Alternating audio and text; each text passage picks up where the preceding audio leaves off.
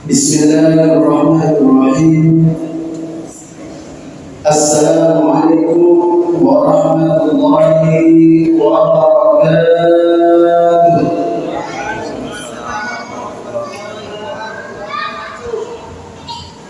Alhamdulillah, alhamdulillahilladzi an'amana bi ni'matil iman wal islam. والصلاة والسلام على أشرف الأنام سيدنا ومولانا محمد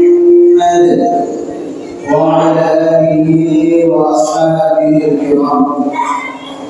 قالوا سبحانك لا علم لنا إلا ما علمتنا إنك أنت العليم الحكيم. رب اشرح لي صدري ويسر لي أمري واحلل عقدة من لساني يفقهوا قولي. رضينا بالله ربا وبالإسلام دينا وبمحمد نبيا ورسولا أما بعد. Yang kami hormati pengurus Masjid Baitul Salam Aira, yang kami hormati Bapak Imam Masjid Baitul Salam Aira, para alim ulama, tokoh masyarakat, jamaah sekalian, Bapak Ibu yang hadir pada malam hari ini. Pertama, sama-sama kita bersyukur kepada Allah Subhanahu wa taala dengan mengucapkan alhamdulillahi rabbil alamin atas segala nikmat yang Allah berikan kepada kita. Sehat itu nikmat, sempat itu nikmat, waktu luang itu nikmat, harta itu nikmat, tempat tinggal, kendaraan, usaha, bisnis, semuanya nikmat. Tapi nikmat yang kita sebut tadi memang hanya sebatas nikmat yang Allah berikan kepada seluruh makhluknya, baik itu beriman atau tidak beriman, mau itu beribadah atau tidak beribadah, baik itu menyembah kepada Allah atau menyekutukan Allah, bahkan yang tidak percaya kepada Allah pun Allah berikan itu. Apa yang membedakan kita dengan yang lain? Allah beri satu nikmat, yang mana nikmat itu tak akan Allah berikan kecuali kepada hamba yang Allah berikan kasih sayang kepadanya. Hanya hamba-hamba yang Allah pilih untuk mendapatkan nikmat tersebut. Nikmat yang dimaksud adalah La ilaha illallah Muhammad Rasulullah, nikmat iman dan Islam. Apa artinya iman dan Islam? Karena setiap masjid di perumahan, masjid di samping jalan raya tidak sebanyak kaum muslimin yang ada. Yang terdaftar kakak sebagai warga yang muslim 500, yang datang tak sampai 100. Yang terdata sebagai orang yang wajib mengeluarkan zakat 500, yang mengeluarkan zakatnya tak sampai 100. Kenapa itu terjadi? Islamnya ada tapi tak istiqomah. Maka bersyukur kita kepada Allah pada malam hari ini Allah berikan kita istiqomah, sehingga dengan istiqomah itu bisa kita berduduk bersama-sama di tempat yang mulia ini. Berikutnya salawat dan salam untuk Rasulullah SAW, dengan sama-sama kita mengucapkan Allahumma salli ala Sayyidina Muhammad wa ala ali Sayyidina Muhammad. Salawat yang kita panjatkan hari ini tidak akan sia-sia, melainkan kelak akan dibalas oleh Allah Subhanahu wa taala dengan kita diberikan syafaat oleh Rasul sallallahu alaihi wasallam. Amin ya rabbal alamin. Jemaah yang dimuliakan oleh Allah, berjumpa lagi kita pada malam hari ini bukan untuk gibah, bukan untuk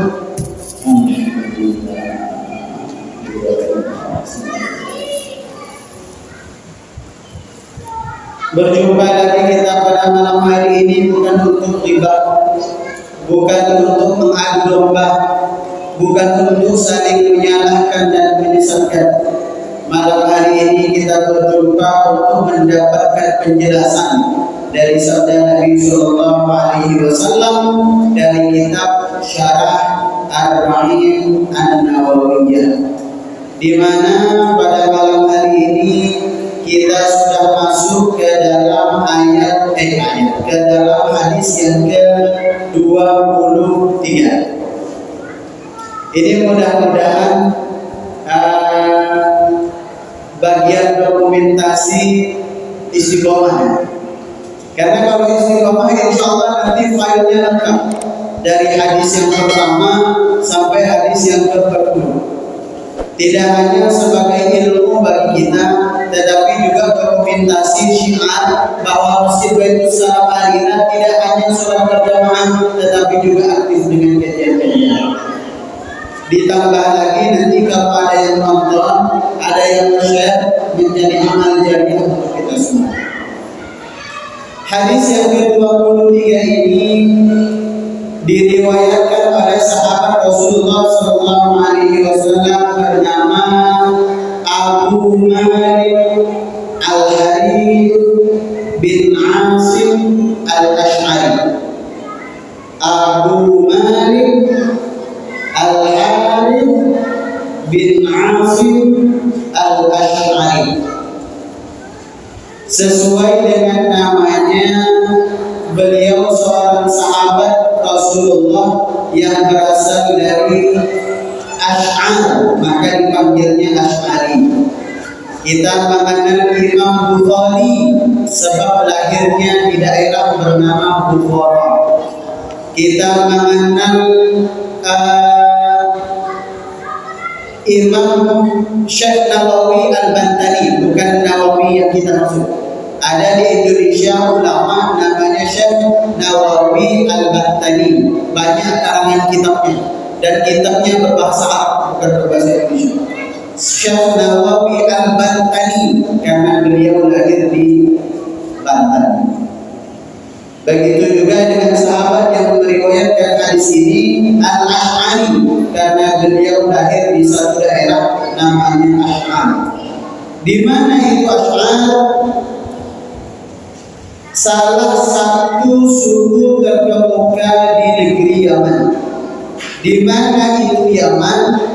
Kalau hari ini kita melaksanakan ibadah umrah di Makkah, di Madinah, bisa dari Makkah, kita mau ke kota Yaman. Kota Yaman itu sampai hari ini terkenal dengan negeri para ulama, negeri para habaib, karena di situ muncul para ulama terkemuka di dunia. Bahkan ada yang hidup sampai hari ini, yaitu Habib Umar Al-Hafidh. Tidak hanya ulama, tapi beliau juga habaib. Jarak dari Makkah ke Yaman kalau naik bus kurang lebih 7 sampai 8 jam dari Makkah Al-Mukarramah. Nah, sahabat yang meriwayatkan hadis ini dari suku Ash'ar yang berada di kota Yaman. Sama dengan sahabat-sahabat sebelumnya, sebelum mengenal Rasul Sallallahu Alaihi Wasallam, beliau tidak beragama Islam. Sebagian riwayat menyebutkan beliau itu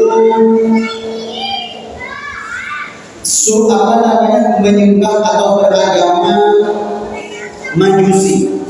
Agama Majusi itu agama yang menyembah matahari. Kalau sekarang lebih dikenal dengan agama Shinto yang populer di Jepang. Menyembah ketika matahari terbit dan menyembah ketika matahari terbenam. Itu dahulu agamanya sahabat yang meriwayatkan hadis ini. Sehingga kemudian beliau mendengar kabar. Beliau di Yaman dan beliau mendengar kabar kalau saat sesungguhnya di kota Makkah telah lahir seorang nabi terakhir, Sayyidul Anbiya wal Mursalin, namanya Muhammad bin Abdullah bin Abdul Muttalib. Mendengar namanya saja, mendengar ciri-cirinya saja, mendengar ceritanya saja, sudah yakin beliau untuk pergi ke kota Makkah untuk mengucapkan 2 kalimat syahadat. Kenapa Bapak Ibu sekalian? Karena Allah menurunkan Injil, Allah menurunkan Taurat, Allah menurunkan Zabur. Di dalam Taurat, Injil, dan Zabur itu semuanya lengkap menceritakan ciri-ciri kenabian Rasulullah SAW. Lengkap. Makanya dulu orang ahli kitab yang alim tentang Taurat, yang alim tentang Injil, begitu mendengar kabar Rasulullah langsung beriman. Kenapa? Tanda-tandanya sudah jelas. Nah, begitu juga yang dialami oleh sahabat Abu Malik Al-Harith bin Asim Al-Ash'ari. Tapi hebatnya, beliau memeluk agama Islam berbeda dengan sahabat yang lain. Kalau sahabat yang lain memeluk agama Islam rata-rata sendiri-sendiri. Nanti satu orang datang kepada Rasulullah bersyahadat, besok lagi datang lagi bersyahadat, besok lagi satu orang lagi bersyahadat. Tetapi kalau Abu Malik Al-Harith bin Asim Al-Ash'ari, beliau langsung satu kalau zaman sekarang, satu perahu, satu boot memeluk agama Islam. Karena dulu transportasi dari Yaman ke Makkah itu menggunakan laut, jadi menggunakan perahu. Satu rombongan mengucapkan kalimat syahadat di hadapan Rasulullah SAW. Semenjak pindah ke kota Makkah, hijrah bersama Rasulullah ke Madinah, cukup banyak sahabat Abu Malik Al-Harith bin Asim Al-Ash'ari meriwayatkan hadis. Salah satunya yang diriwayatkan adalah hadis yang ke-23 ini. Apa hadis yang diriwayatkan oleh Abu Malik Al-Harith bin Asim Al-Ash'ari?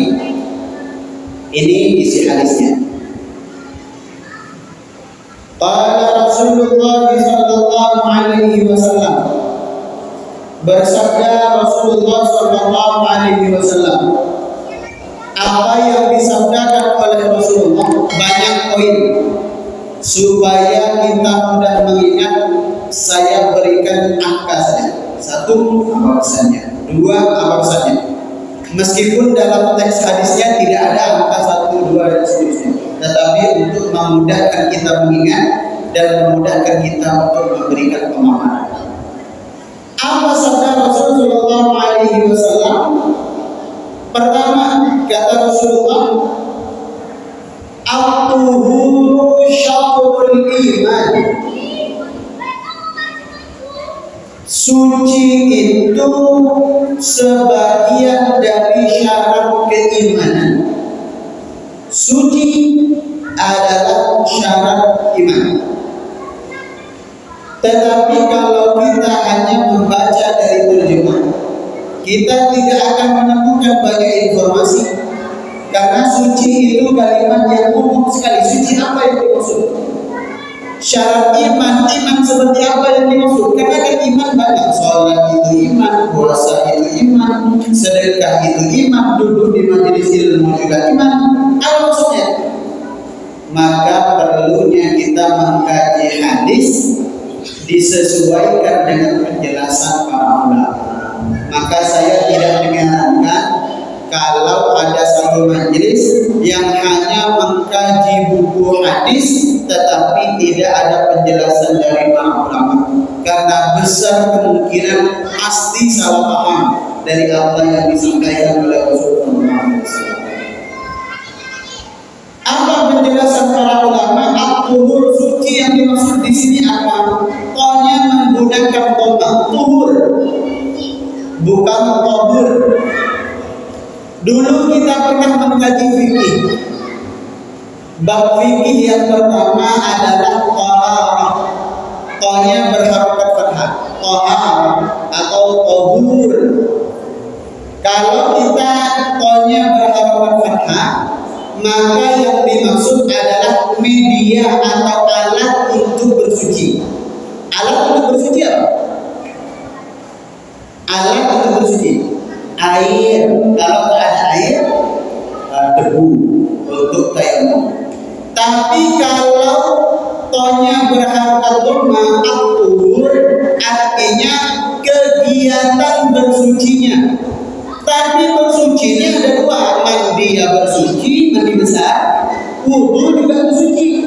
Maka yang dimaksud yang mana? Maka kata para ulama sepakat at-tuhur yang dimaksud dalam hadis ini adalah berwudu. Sama dengan begini, sahur dan suhur itu beda. Kalau sinnya berharokat fathah, sahur itu maknanya menu sahurnya. Misalnya kita sahur nasi, makan waktu sebelum berpuasa, makan malamnya nasi goreng misalnya, itu sahur. Kita makan kolak, itu sahur. Kita minum teh hangat, itu sahur. Tetapi kalau kegiatannya sendiri namanya suhur. Jadi sinnya dhamma. Nah, kembali kepada hadis ini, at-tuhur syatrul iman. Berwudu itu syarat iman. Iman di sini yang dimaksud apa? Apakah syarat dari iman yang dimaksud iman adalah puasa? Oh, enggak mungkin. Masa orang puasa harus berwudu? Enggak ada hubungannya. Misalnya kurban itu bentuk keimanan. Masa orang berkurban harus berwudu? Enggak ada hubungannya. Lalu iman yang dimaksud di sini apa? Salat. Merujuk kepada ayat Al-Quran. Kalau Al-Quran berbicara tentang iman, seringkali yang disinggung adalah salat. Salah satunya ketika kiblatnya umat Islam yang awalnya salat menghadap ke Masjidil Aqsa di Palestina, kemudian Rasulullah meminta kepada Allah supaya kiblatnya dialihkan ke Masjidil Haram. Kenapa? Usud punya usud. Ternyata orang Yahudi ibadahnya menghadap juga ke Masjidil Aqsa. Ada namanya sampai hari ini tembok besar yang mengelilingi Masjidil Aqsa. Setiap Sabtu sore mereka selalu namanya ibadah Sabtu. Ibadah itu disebut di dalam Al-Quran. Ibadah Sabtu. Nah, Rasulullah tidak ingin agama Yahudi punya kiblat yang sama dengan umat Islam. Maka memohon kepada Allah supaya dipindahlah kiblat, tidak lagi menghadap Masjidil Aqsa. Maka ketika hijrah ke Madinah turun ayat bahwa Allah memerintahkan kita untuk tidak lagi sholat menghadap ke Masjidil Aqsa, melainkan ke Masjidil Haram yang ada di kota Makkah. Ketika turun ayat ini, sahabat Rasulullah komplain kepada Rasulullah, ya Rasul, lalu bagaimana sholat kita yang dulu-dulu waktu masih menghadap ke Masjidil Aqsa, kira-kira itu diterima atau tidak? Kira-kira itu dicatat sebagai ibadah atau tidak? Karena kan sekarang udah ke Masjidil Aqsa lagi menghadap. Maka turunlah ayat Allah untuk meyakinkan. Apa ayat Allah yang dimaksud? Wa ma kana Allahu liyudhi'a imanakum. Dan Allah tidak menyia-nyiakan iman kalian. Iman yang dimaksud di sini adalah salatnya kaum muslimin waktu menghadap ke Masjidil Aqsa. Tetap dinilai menghadap, tetap dibalas oleh Allah. Maka kata ulama yang dimaksud dalam pesan Rasulullah yang pertama ini adalah wudu itu syarat daripada sahnya salat. Nah, ini yang mesti kita perhatikan jamaah sekalian. Banyak di antara kita yang kemudian menyibukkan tentang perkara salatnya. Misal Pak Ustadz, sebenarnya sholat itu takbiratul ihramnya begini atau begini? Sebenarnya kita letak tangannya di sini agak sampai ke bawah sikit atau makin ke bawah atau di dada. Sebenarnya kalau kita rukuk yang kita pegang paha, lutut atau betis. Sebenarnya kalau kita sujud tangan duluan atau lutut duluan. Seringkali itu yang dijadikan persoalan dan bahan diskusi. Sampai-sampai kita lupa bahwa ada sesuatu yang jauh lebih penting yang berdampak pada sempurna atau tidaknya sholat kita. Yang paling berdampak terhadap sah atau tidaknya sholat kita, yaitu diawali dengan berwudu yang seringkali kita tidak berhati-hati. Contoh kasus, seringkali kita jumpai ada orang berwudu ketika membasuh wajahnya. Jadi yang dibasuh hanya wajah depan saja. Padahal sepakat para ulama yang dimaksud wajah itu tidak hanya bagian depan, sampai ke samping kanan kiri, atas sampai ke dagu sini. Itu semuanya wajah yang wajib terbasahi ketika wudu. Bagian kanan kiri dari sini. Kemudian bagian atas mulai dari tumbuh rambut. Jadi jangan kita berwudu kopiahnya begini, sementara yang basah cuma dari sini. Tidak sampai ke dahi bagian atas tumbuhnya rambut, tak sah. Atau semuanya di sini sudah basah, tetapi tidak sampai ke bawah. Karena kata Rasulullah, bagian wajah itu salah satunya manabitil lihya, mulai dari tumbuhnya janggut. Kalau ada jamaah malam hari ini ada yang punya janggut? Oh ada. Janggutnya di sini saja atau sampai ke bawah sini? Saya pastikan sampai ke bawah. Karena kalau yang di ujung sini ini cuma bandot. Kalau manusia pasti ke bawah sini juga. Meskipun tingkat lebatnya berbeda, tapi yang jelas sampai ke sini. Maka ini termasuk juga bagian wajah. Maka kalau kita berwudu jemaah sekalian, jangan begini. Nih, berwudu begini. Ini berapa banyak pun kita membasuh wajah, tak sah wudunya. Maka harus pakai jempol juga. Nah, ini ke bawah jempolnya. Patuh. Nanti diambil lagi. Nah. Nih, ini jempolnya ke bawah sehingga merata. Mulai dari bagian atas wajah, kanan kiri wajah, sampai ke bagian bawah wajah. Dan juga yang mesti diperhatikan adalah jamaah yang, mohon maaf, ibu-ibu yang ke masjid sudah menggunakan mukena. Kemudian hendak berwudu, agak malas membuka mukena. Enggak apa-apa, tapi mesti berhati-hati. Jangan sampai karena tertutupi mukena sehingga wajah tidak sempurna dalam dibasahi. Karena ini syarat sholat. Lagi tangan yang seringkali terjadi. Ada sebagian kita yang memiliki lengan baju itu tidak terlalu lebar sehingga kalau diangkat itu tidak sampai ke lengan atas, hanya sampai di sini. Karena hanya segitu yang bisa diangkat, itulah kemudian dia berwudu tidak sampai ke siku, tak sah berwudunya. Ditambah yang seringkali terjadi adalah ketika mengusap telinga. Ada dua kesalahan. Ada yang seringkali mengusap bagian luarnya saja. Jadi jarinya dibengkokkan. Bagian luar saja. Ada yang hanya bagian dalam saja. Padahal kata Rasulullah yang mesti diusap dari telinga ketika kita berwudu zahiran wa batinan, bagian luar dan bagian dalam. Caranya bagaimana? Nyalakan kerannya, basahi tangan kita, telunjuknya masuk ke dalam. Telunjuknya masuk ke dalam, nanti jempol mulai dari bawah. Kanan dulu.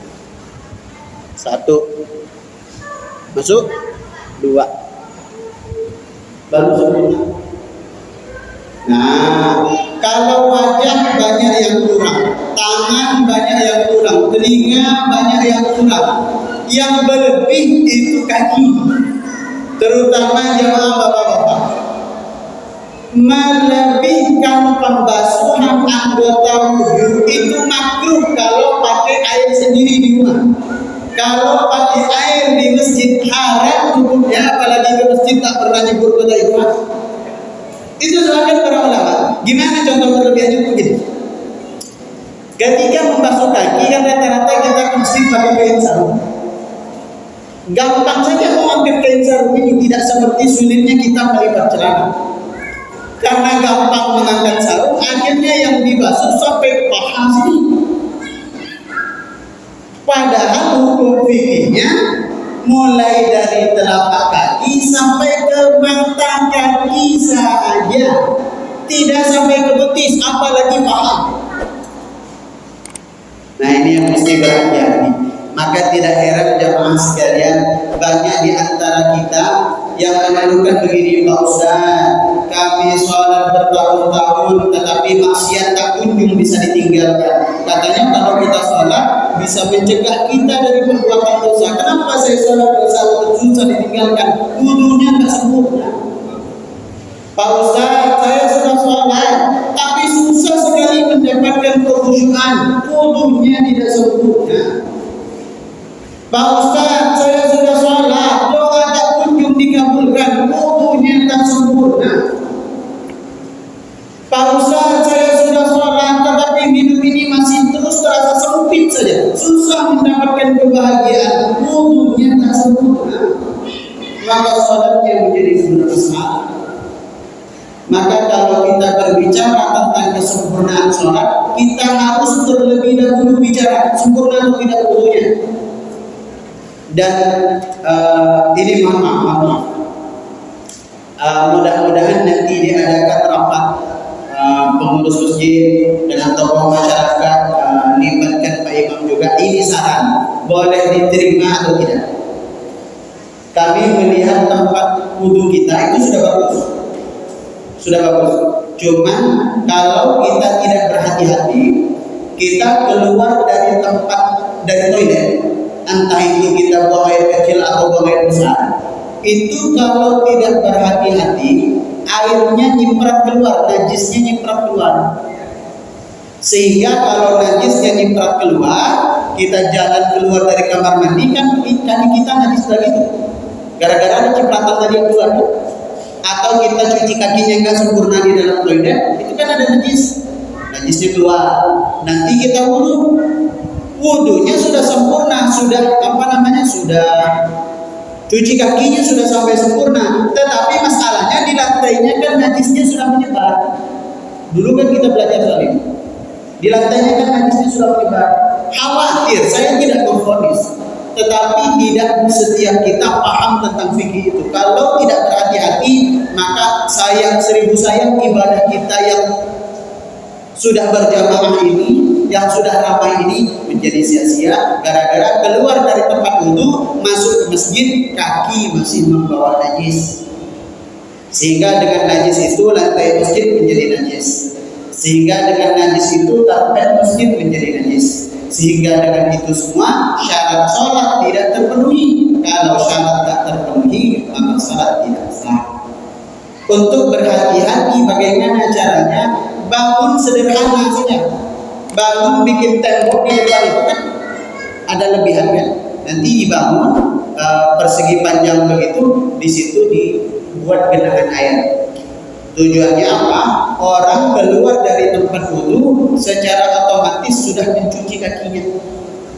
Jadi ketika dia udah pakai sendal untuk masuk ke dalam masjid setelah berwudhu, dipastikan kakinya itu dalam keadaan suci. Nah, ini penting. Kecuali ada cara lain, tetapi lebih boros air. Salah satunya yang di masjid mana ya? Masjid Nurul Islam. Masjid mana lagi? Sultan. Nah itu nggak dikasih cucian kaki, tetapi dikasih pipa panjang, ada lubang-lubang kecil yang ngucur air. Jadi ngalir air di situ, airnya pelan-pelan, Jadi ketika kita mau masuk ke ruang sholat, kaki kita sudah disucikan dengan aliran-aliran air itu tadi. Tapi ini lebih boros air karena airnya itu terus mengalir. Kalau yang dibuat tampungan itu paling agak repot ketika membuatnya saja. Tapi selebihnya nanti kita tinggal kenangkan air di situ, nanti kita celupkan kaki di situ, pakai sendal masuk ke tempat sholat. Ini saran saja. Kalau semisal enggak Ustaz, jemaah kita sudah mengerti fikih bersuci semuanya. Oh, entah. Kita lanjut pesan Rasulullah yang berikutnya. Yang kedua pesan Rasulullah, walhamdulillah tamlaul mizan. Mengucapkan alhamdulillah tamlaul mizan itu memberatkan timbangan. Timbangan apa yang dimaksud? Kelak di hari kiamat kita sebagai manusia semuanya ditimbang. Apa yang ditimbang? Antara amal baik ditaruh sebelah kanan, amal buruk ditaruh sebelah kiri. Yang kanan ketika kita jatuh surga, yang kiri ketika tergelincir neraka. Ditimbang. Maka kalau lebih berat yang amal baik, kita jatuh surga. Kalau lebih berat amal buruk, kita tergelincir ke neraka. Salah satu yang memberatkan timbangan itu adalah banyak-banyak kita mengucapkan alhamdulillah. Terlihat sederhana, tetapi tidak setiap kita bisa istiqomah mengucapkan itu. Padahal ini gampang. Kita lagi pakai motor berangkat kerja, antar anak sekolah, nggak ada salahnya kita baca alhamdulillah, alhamdulillah, alhamdulillah. Misalnya kita lagi masak, alhamdulillah, alhamdulillah, alhamdulillah. Misalnya kita lagi bekerja, alhamdulillah, alhamdulillah, alhamdulillah. Misalnya kita lagi mau istirahat, alhamdulillah, alhamdulillah. Lagi jalan ke masjid, pulang dari masjid, alhamdulillah. Karena ini kalimat yang sederhana, kata Rasulullah, saqilatani. Ada dua kalimat, khafifatan 'ala lisan, ringan diucapkan di lisan. Saqilatani fil mizan, memberatkan timbangan nanti di mizan. Habibatani ila rahman, dan kalimat ini kalau kita ucapkan dicintai kita oleh Allah Subhanahu wa taala. Salah satunya adalah alhamdulillah. Itulah mengapa jemaah sekalian, setidaknya kalimat ini kalaulah tak sempat kita baca lagi jalan, tak sempatlah kita baca ketika masak, tak sempatlah kita baca ketika kita berdiam diri, setidaknya setiap salat kita baca zikir. Mau sendiri-sendiri bersama-sama ikhtilaf silahkanlah. Jangan sampai kita meributkan sesuatu yang ikhtilaf sampai lupa berpikir dan celaka. Mau sendiri-sendiri bersama-sama silahkan. Kalau pede dengan amalnya lakukan sendiri. Yang melakukan bersama-sama karena kita tak pede dengan amal kita. Mudah-mudahan dengan dilakukan bersama lebih didengar oleh Allah, karena itu jaminan dari Rasulullah. Jamaah yang dimuliakan oleh Allah pada hari ini. Pesan Rasulullah berikutnya adalah Isya jam berapa? 8. Satu lagi. Yang berikutnya kata Rasulullah, wassalatu nur, salat itu menjadi cahaya. Apa maksud itu salat menjadi cahaya? Ketika kita Muslim, Islam, dan kita tidak salat, persis seperti orang yang berjalan di tengah kegelapan. Salah satu perumpamaannya Allah sebutkan di dalam Al-Quran. Orang munafik itu Islam atau tidak Islam?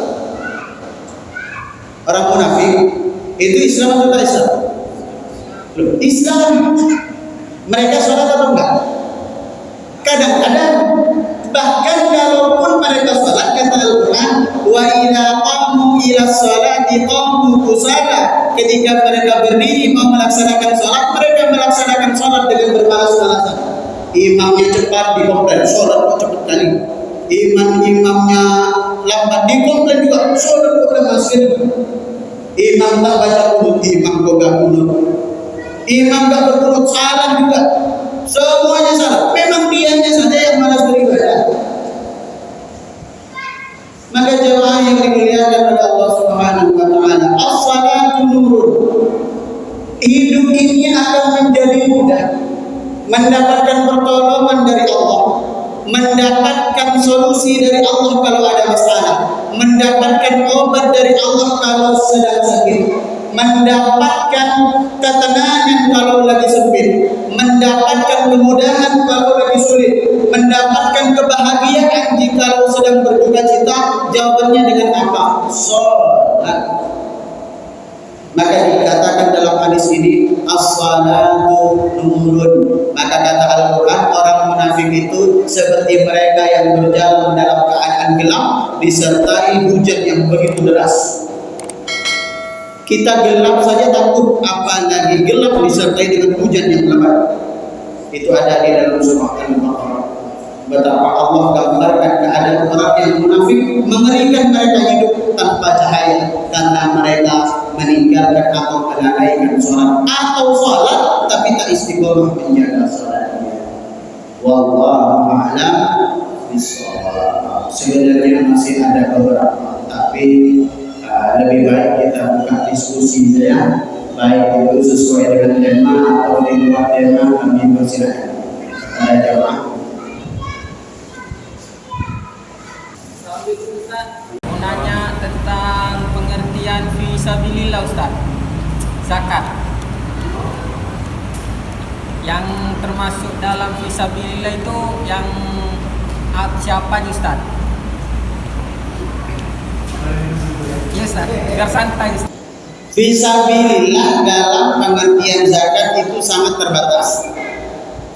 Sepakat para ulama, silakan dibaca di dalam kitab Safinatun Najah, silakan dibaca di dalam kitab Fiqhul Islam wa Adillatuhu, silakan dibaca di dalam kitab Fathul Qorib, silakan dibaca di dalam kitab Fathul Mu'in, supaya meyakinkan kalau itu bukan kata saya, tapi saya menyampaikan apa yang dijelaskan oleh para ulama.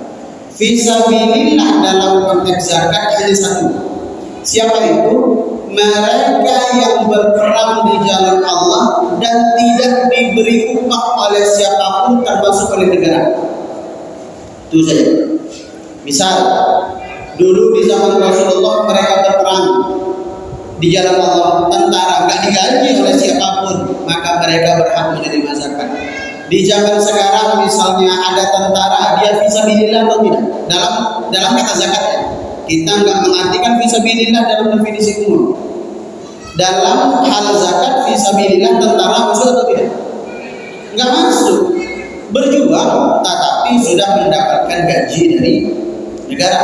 Maka fisabilillah pada zaman sekarang sangat kecil kemungkinan. Jadi jangan artikan fisabilillah terlampau luas di luar konteks zakat. Misalnya, mohon maaf, Ustaz, fisabilillah. Ya nggak cuma Ustaz kalau bicara seperti itu. Pak Imam fisabilillah, budak-budak kita yang ngaji di TPQ fisabilillah, ibunya yang mengantar dia ke TPQ fisabilillah, bapaknya yang membiayakan SPP dia fisabilillah, yang memondokkan anaknya di pesantren fisabilillah, bapak berangkat kerja berniat menafkahi istri itu fisabilillah. Kalau semuanya fisabilillah berhak menerima zakat, terus yang mau bayar zakat siapa? Tidak ada. Jadi fisabilillah itu dalam konteks zakat saja. Tidak salah kalau fisabilillah itu ustaz, penceramah, pemuka agama, pendakwah, guru ngaji, tidak salah. Tapi itu konteks di luar zakat.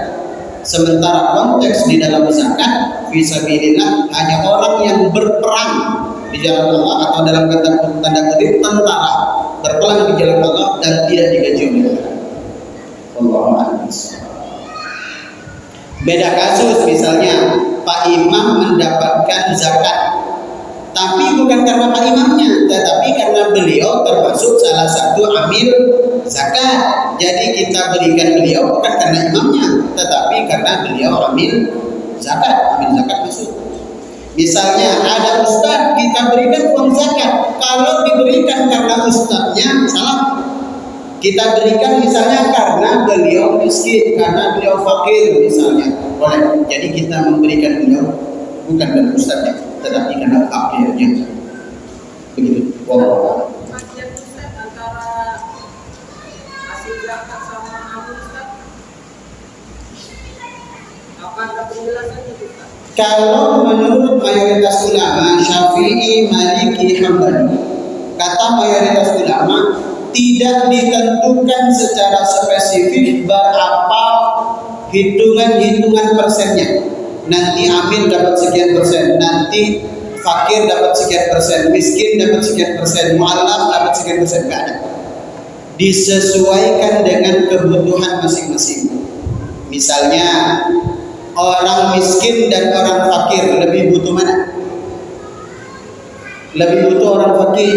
Maka kita boleh misalnya yang miskin dikasih 300.000 karena dia punya kerja, tapi pekerjaannya gaji belum cukup. Sementara orang yang miskin memang dia tidak ada kerja, maka kita berikan yang miskin 300 misalnya, yang fakir 400 boleh, sesuai dengan kebutuhan. Siapa yang menseleksi itu? Panitia amil zakat. Dan tidak boleh atas azas suka dan gak suka. Wah ini orang dalam 500, ini nggak kenal nih, tak berantah tak dari mana, 200 saja lah, tak boleh. Memang kita nggak ada yang kepo, tapi ingat setiap apa yang kita amanahkan akan mendapat pertanggungjawaban dari Allah. Wallahu a'lam. Ada lagi? Assalamualaikum Ustaz. Assalamualaikum. Mau nanya ada dua sih terkait sholat. Yang pertama itu mengenai saf sholat. Apa? Saf. Oh. Itu kan sering sih rata-rata terjadi untuk sholat itu ada jarak biasanya. Apalagi waktu COVID kemarin jarak sekali 1 meter Ustaz ya. Sekarang sudah mulai merapat lagi. Cuman itu untuk rapatnya itu apakah yang kita ukur dari bahu atau lebar kaki? Nah ini satu. Nah yang kedua ini pengalaman pribadi. Jadi case-nya masjid ini ramai sekali Ustaz. Sangat ramai sehingga saat itu banyak juga yang terlambat sholat di bagian belakang, kebetulan di bagian pintu bukan di pastinya. Waktu itu kasusnya saya mules. Nah karena banyak yang telat datang, jadi sholatnya nyusul semua di belakang. Waktu itu saya mau keluar Ustaz. Karena sudah tidak tahan lagi, paksa saya lalui orang yang sholat. Ada salah satu yang menghalangi saya untuk lewat itu. Cuman karena saya belum telat lagi, paksa saya lewati. Itu bagaimana? Ya, saya jawab dulu yang pertama. Tapi yang kedua aja, kayaknya yang kedua ini lebih seru. Jadi gimana itu? Kami kebelet nih Pak Ustaz sampai melewati orang yang sholat. Sudah ditegur tapi kita terobos juga. Jangankan palang pembatas rel kereta, palang orang sholat pun kita batas. Kebelet nih Pak Ustaz. Daripada nanti ini keluar di situ, makin repot nanti markot masjid. Gimana nih Pak Ustaz? Itu sudah terjadi, ya sudah. Tapi lain kali ini. Kata Rasulullah, haram hukumnya melewati orang yang sedang sholat. Makanya kalau kita tidak pakai sajadah, kalau kita di sini ada sajadah. Kalau kita sholat sendiri, misalnya di situ sholat sunnah atau sholat apa yang nggak ada pembatas, sebaiknya kita kasih batas. Mungkin kunci motor kita letak situ, mungkin surban sebagai pembatasnya, mungkin apapun. Tujuannya apa? Supaya orang tidak melewati batas sujud kita sampai situ. Kalau di depannya lagi tidak masalah. Misalnya ini kan sujudnya sampai sajadah, maka kita lewat ke jalan sini nggak apa. Ini agak-agak memang pengurus masjid sediakan untuk yang kebelet ini memang. Makanya ada penjaga gitu. Bagus supaya nanti tak melewati orang yang salah. Jadi lain kali lebih berhati-hati karena haram hukumnya. Bahkan kata Rasulullah wajib menghalangi orang yang betul yang tadi sudah dilakukan oleh jemaah itu. Tapi mudah-mudahan beliau juga memaafkan yang sedang kebelet itu. Yang kedua tentang rapat soft. Standar rapatnya soft itu bahu atau kaki, dua-duanya. Dikatakan rapat soft itu ketika kaki kita menyentuh dengan kaki jamaah sebelah. Ingat, bukan injak, menyentuh. Yang kedua adalah bahu kita menyentuh dengan jamaah sebelah kita. Kalau yang menyentuh hanya kakinya yang ngangkang, maka dipastikan bahu tak menyentuh.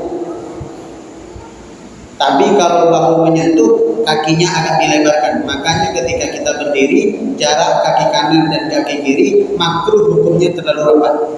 Harus kita renggangkan. Wallahu a'lam.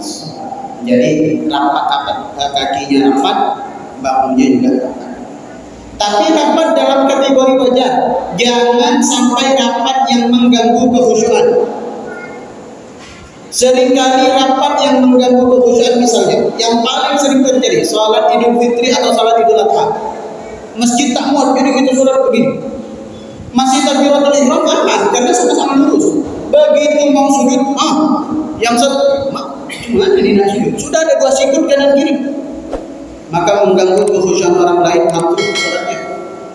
Apalagi kalau dulu tahiyat akhir makmumnya kurus seperti saya, Irul, jamaahnya kurus-kurus gitu. Untuk tahiyat akhir pasti saling duduk menduduki.